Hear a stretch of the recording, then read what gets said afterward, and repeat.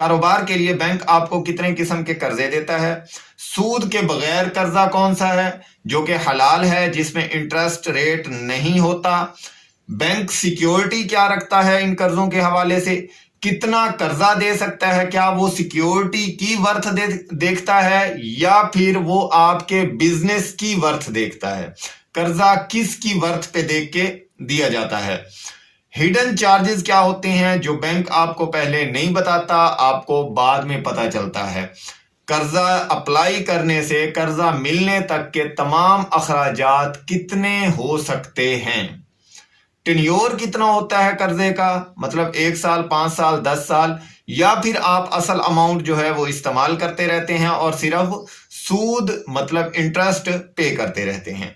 ये तमाम मालूमात और कर्जे के मुतालिक इससे भी ज्यादा मालूमात आपको इस एक वीडियो में मिलेंगी। अस्सलाम वालेकुम, मैं हूं आसिफ यार और आपको अपने यूट्यूब चैनल में खुश आमदीद कहता हूं।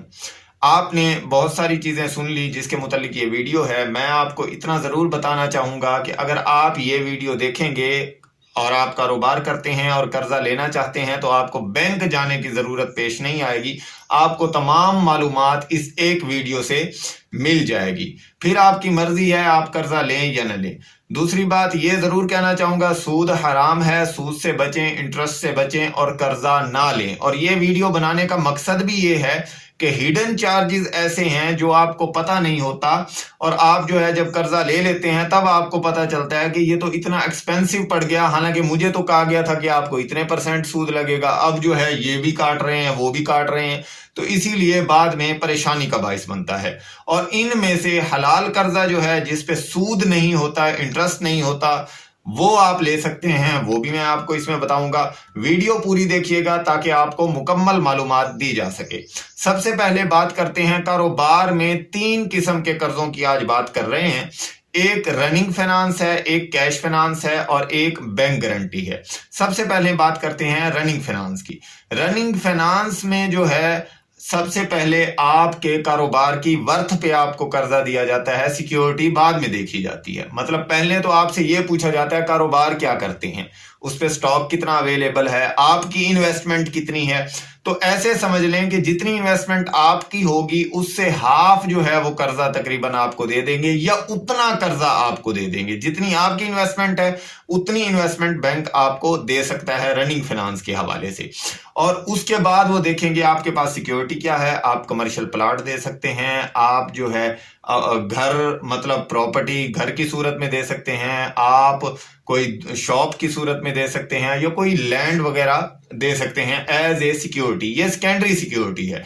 प्राइमरी सिक्योरिटी रनिंग फाइनेंस में हाइपो होता है आपका स्टॉक। अब हाइपो क्या है कि मतलब फॉर एग्जांपल आप फर्टिलाइजर का काम करते हैं या किराना स्टोर है या सीमेंट का काम करते हैं, जो भी है, तो आपका जो स्टॉक उस वक्त शॉप पे अवेलेबल होगा वो बैंक के पास जितना आप कर्जा लेंगे उससे डबल अमाउंट का हाइपो होगा। हाइपो से मुराद ये है कि आप उसे बेच सकते हैं, खरीद सकते हैं, कोई इशू नहीं होगा। लेकिन बैंक जब चाहे मतलब जब उसे पता चले कि आप डिफॉल्ट कर रहे हैं या कर्जा पे नहीं कर पाएंगे तो आपके स्टॉक वो अपनी तहवील में ले सकता है उतनी अमाउंट का जितनी अमाउंट आपने बैंक की देनी हो। सबसे पहले एक और बात समझें, ऐसा होता नहीं है, बैंक जो है ऐसा करता नहीं है। और आप इस रनिंग फाइनेंस के हवाले से एक चीज और है, और मैं आपको पहले ये बताता चलूं कि हम एक अज्यूम कर लेते हैं कि आपने 10 लाख कर्जा लेना है ताकि आपको तमाम मामला समझाए जा सके कि अगर आप 10 लाख कर्जा लेंगे, एक तो आपकी प्रॉपर्टी की वैल्यू जो है वो तकरीबन डबल होनी चाहिए, मतलब कि 20 लाख की property as a secondary security होगा और आपका स्टॉक भी शॉप पे 10 लाख का हो। 10 लाख कर्जा ले लेंगे तो मतलब 20 लाख का स्टॉक आप एट ए वक्त आपकी शॉप पे मौजूद हो जो हाइपो होगा बैंक से। और इसके बाद जो तीसरी बात है कि रनिंग फाइनेंस में ऐसा नहीं है कि 10 लाख आपको कर्जा चाहिए था उन्होंने दे दिया, आप सूद जो है पे करते जा रहे हैं, 10 लाख आपने रखे हुए, उन्होंने आपके अकाउंट में डाल देने हैं 10 लाख। अब आपको जब जरूरत होगी आप यूज कर लेंगे, जब जरूरत नहीं होगी आप वापस रख देंगे। जब यूज करेंगे तो उस पे सूद ले लिया जाएगा, जब यूज नहीं करेंगे तो उस पे कोई सूद नहीं लिया जाएगा और वो आपके अकाउंट में पड़ा रहेगा। तो ये होता है, 1 साल का टेन्योर होता है, उसके बाद रिन्यूअल होती रहती है। मतलब आपने एक दफा कर्जा ले लिया, रिन्यूअल होती रहेगी, आप कर्जा वापस नहीं करेंगे लेकिन सूद पे करते रहेंगे। तो उसके अलावा फिक्स चार्जेस होते हैं जो कि बहुत सारे बैंक्स वाले आपको नहीं बताते। एनुअल रिन्यूअल फीस होगी तकरीबन, अगर 10 लाख कर्जे को अज्यूम करें तो 25,000 सालाना ये फीस होगी। स्टॉक इंस्पेक्शन चार्जेस होंगे जो कि बैंक का नुमाइंदा 3 महीने बाद आपके कारोबार को विजिट किया करता है, तो उसके चार्जेस जो है मतलब 1500 से 2000 क्वार्टरली होंगे, एक क्वार्टर के होंगे, मतलब 8 से 10,000 जो है साल के वो चार्जेस होंगे। जितना स्टॉक होगा, मतलब 10 लाख कर्जा लिया है तो 12 लाख का स्टॉक जो है वो बैंक इंश्योरेंस कंपनी से इंश्योर्ड करवाएगा या आप करवाएंगे, जो उनके पैनल पे कंपनीज होंगी। अब उसके लिए 30 से 40,000 सालाना आपको इंश्योरेंस पे करनी पड़ेगी। ये वो अखराजात हैं जिसका आइडिया नहीं होता। इसके अलावा बैंक जब आपकी प्रॉपर्टी पे रहन करेगा वो तमाम अखराजात आप पे करेंगे। और दूसरी बात यह है कि इंटरेस्ट या ये अखराजात बैंक ने जब काटने होते हैं, जो ये वाला अकाउंट होगा, जो आपका कर्जे का अकाउंट होगा, इसकी एक्सेस बैंक को मौजूद होगी। वो आपसे पूछेगा नहीं, वो आपसे डॉक्यूमेंट साइन करवा के रखता है। वो जो ये चार्जेस हैं वो खुद ब खुद काट लेता है, आपसे इजाजत लेने की जरूरत नहीं। ना वो आपसे चेक लेगा ना वो आपसे इजाजत लेगा। तो ये जो रनिंग फाइनेंस है, और आजकल इस पे जो है मार्कअप क्या है, काइबर प्लस 5% होता है। काइबर क्या है, Karachi inter bank offered rate होता है, जो इस वक्त तकरीबन 13% चल रहा है प्लस 5%। मतलब कि अगर अब आप कर्जा लेंगे तो 18% पे आपको रनिंग फाइनेंस का कर्जा मिलेगा। और जो इसके अलावा जो मैंने फिक्स चार्जेस आपको बताए हैं वो तो होंगे ही होंगे। तो ये जो है रनिंग फाइनेंस के हवाले से है, सूद पे है वैसे, और इस्लाम में हराम है। लेकिन जो लोग इसमें इसे लेना चाहते हैं वो इस चीज को अपने दिमाग में रखें कि आपको इतना एक्सपेंसिव ये पड़ेगा। सेकंड चीज है जो है कैश फाइनेंस। ये बेसिकली मैन्युफैक्चरर के लिए है, जैसे फ्लोर मिल हो गई या फर्टिलाइजर जो है बनाने वाली कंपनीज हो गई, या कोई भी ऐसी कंपनी जो मैन्युफैक्चर करती है। इसमें भी बाकी प्रोसीजर सारा रनिंग फाइनेंस वाला होगा। सिर्फ कैश फाइनेंस जब आप अवेल करेंगे तो वो आपको 80-90% तक आपकी वैल्यू के मुताबिक, स्टॉक की वैल्यू के मुताबिक कैश फाइनेंस देंगे। मतलब आपने 10 लाख देना है तो आपका 11 लाख 12 लाख का जो है वो स्टॉक अवेलेबल होना चाहिए, और वो आपको 10 लाख दे देंगे। लेकिन वो स्टॉक हाइपो नहीं करेंगे, वो प्लज करेंगे। अब प्लज और हाइपो में क्या फर्क है? प्लज ये है कि जैसे फ्लोर मिल की हम मिसाल ले लेते हैं, तो गंदुम है, अब गंदुम आई, आपने उसकी पिसाई करनी है। अब आप उसमें से कुछ गंदुम जो है वो अलग रखवाएंगे, उस पे बैंक का नुमाइंदा बैठेगा या कोई कंपनी से नुमाइंदा बैंक हायर करके बिठाएगा, जिसकी पे आप पे करेंगे, जो तकरीबन महाना 20,000 रुपए होगी।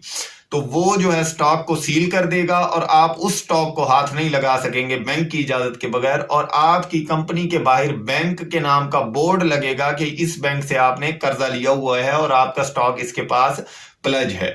बाकी स्टॉक आप यूज करेंगे। जैसे ही आपको उस स्टॉक की जरूरत होगी, आप जितनी अमाउंट का कर्जा वापस करेंगे उतनी अमाउंट का स्टॉक जो है वो रिलीज कर देगा बैंक के ऑर्डर पे, जो बैंक का नुमाइंदा बैठा होगा, और आप वो यूज कर सकते हैं। इस पे मार्कअप रेट अमूमन 1% कम होता है रनिंग फाइनेंस के हवाले से। बाकी तमाम मामलात वैसे हैं जो मैंने रनिंग फाइनेंस में बताए हैं। और तीसरा जो मैं कह रहा था हलाल है, वो है बैंक गारंटी, जिस पे सूद नहीं होता। लेकिन ये अमूमन सिर्फ पेस्टिसाइड्स कंपनी के लिए होता है। इसमें होता क्या है कि बाकी मामलात इसमें भी वही हैं कि आपको प्रॉपर्टी रहन करनी पड़ती है और स्टॉक आपका हाइपो होता है। लेकिन जो है बैंक गारंटी इशू कैसे होती है? बैंक गारंटी जो है वो मार्जिन पे इशू होती है। जैसे बैंक कह देता है कि 30% मार्जिन आप पे करेंगे और बाकी हम जो है बैंक गारंटी दे देंगे, और आपसे कमीशन लिया जाएगा क्वार्टरली, जैसे 4,000। अब अगर आप 1 साल की बैंक गारंटी इशू करवाएंगे तो आपको 12,000 पे करना पड़ेगा। एनुअल रिन्यूअल चार्जेस इसके भी होंगे, बाकी मामलात होंगे, लेकिन इंटरेस्ट नहीं होगा। ये उसके सर्विस चार्जेस होंगे, जैसे एटीएम के चार्जेस बैंक काट लेता है, ऐसे चार्जेस हैं। बैंक गारंटी वो आपको स्टाम्प पेपर की सूरत में देता है, जो आप कंपनी को देते हैं कि अगर उस पे वो लिख देता है अगर इसने ये पैसे पे ना किए तो हम करेंगे। अब आप कंपनी से 10 लाख का माल उठाते हैं, 3 लाख आप अपने अकाउंट में डलवाते हैं 30% मार्जिन के हिसाब से, तो बैंक गारंटी जो बैंक आपको जो है 10 लाख की बैंक गारंटी दे देता है, ये ले जी ये 10 लाख की आप जहां मर्जी से जो है स्टॉक ले लें, तो अगर आप पे नहीं करेंगे तो हम पे करेंगे, कंपनी को वो ये कहता है। तो इस तरह आप बैंक गारंटी इस्तेमाल कर सकते हैं। और जब आपने पे करनी होती है तो बैंक जो है 10-15 दिन आपको कॉल कर देता है कि आप बाकी पैसे डलवाएं। आप 7 लाख डलवाते हैं और फिर अपनी 10 लाख की बैंक गारंटी जो है बैंक ही उनको मतलब बतौर एज ए कैश या मनी ऑर्डर के जरिए जो है या बैंकर चेक के जरिए उस कंपनी को पे कर देता है।